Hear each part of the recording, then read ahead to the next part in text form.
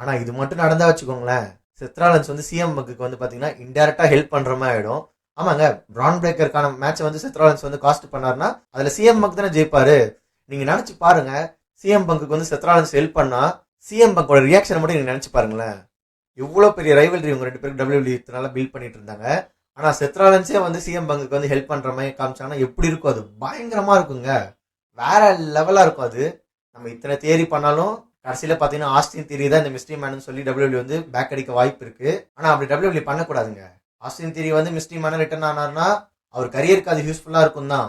But செத்ராலன்ஸ் வந்து already update கொடுத்துருக்காரு, நான் பிப்ரவரி இல்ல நெக்ஸ்ட் இயர் ஸ்டார்டிங்ல வந்து ரிட்டர்ன் ஆயிடுவேன்ற மாதிரி. ஸோ செத்ராலன்ஸ் வந்து ரிட்டர்ன் ஆனார் பாத்தீங்கன்னா இந்த ஸ்டோரி லைனுக்கு வந்து அது நல்லா யூஸ்ஃபுல்லா இருக்கும். விஷன் வந்து அவருக்கு அகேன்ஸ்டா திரும்பினாங்க. ஸோ செத்ராலன்ஸ் வந்து ரிட்டர்ன் ஆகி பிரான் பிரேக்கருக்கு வந்து மேட்சை காஸ்ட் பண்ணாருன்ற மாதிரி சூப்பரா இருக்கும் இந்த ஸ்டோரி லைனு. ஸோ அங்கிருந்து கூட பாத்தீங்கன்னா செத்ராலன்ஸ் vs பிரான் பிரேக்கருக்கான மேட்ச் வந்து ரெஸ்லிமேனியால கூட பில்ட் பண்ணலாம்.